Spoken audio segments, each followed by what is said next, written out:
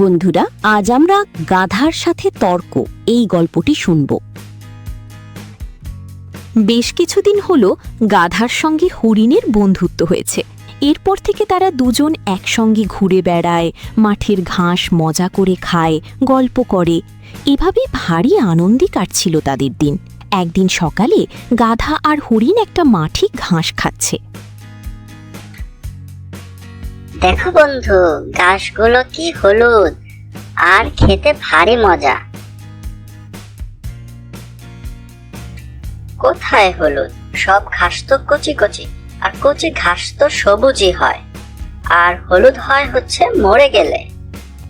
না বন্ধু, মাঠের সব ঘাস হলুদ, তুমি ভালো করে চেয়ে দেখো। আমি ভালো করেই দেখেছি, আমার চোখে কোনো সমস্যা নেই। এ মাঠের সব ঘাস সবুজ, না হলুদ।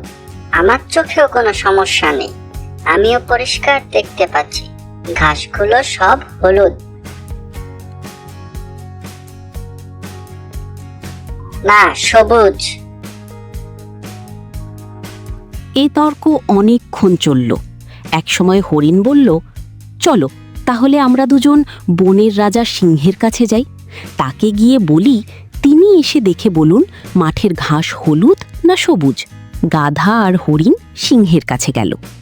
সিংহের ওখানে আরও আছে বাঘ, শিয়াল।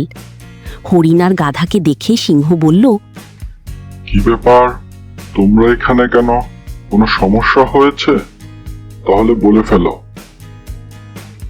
হ্যাঁ সিংহরাজ, আমাদের মাঝখানে একটি সমস্যা হয়েছে। আমি আর গাধা মাঠে ঘাস খাচ্ছিলাম, তখন গাধা বলল মাঠের সব ঘাস হলুদ, আর আমি বললাম মাঠের সব ঘাস সবুজ। এর একটা বিচার করে দেন, তাহলে খুব ভালো হয়। তারা সবাই মাঠে গেল আর দেখল মাঠের সব ঘাস সবুজ, একটা হলুদ বা শুকনা ঘাস নেই। হরিণ তখন আনন্দে লাফিয়ে উঠল আর গাধার দিকে তাকিয়ে বলল, এবার বলো কার কথা সত্যি হলো? হরিণ তখন সিংহের দিকে তাকালো। সব কিছু বিচার বিবেচনা করে হরিণকে ৩ মাসের কারাদণ্ড দেয়া হলো। এই বিচার শুনে তো অবাক হলোই, অন্য পশুরাও অবাক হলো। হরিণকে কেন কারাদণ্ড দেয়া হবে? সে তো সত্য কথাই বলেছে, মাঠের ঘাস তো সব সবুজই। সিংহরাজ, আমাকে কেন শাস্তি দিচ্ছেন? আমি তো সত্যি কথাই বলেছি, মাঠের সব ঘাস তো সবুজ। আমি জানি যে তুই সত্যি কথা বলেছিস, আর তোর এজন্য শাস্তি হচ্ছে যে তুই একটা গাধার সাথে তর্ক করেছিস।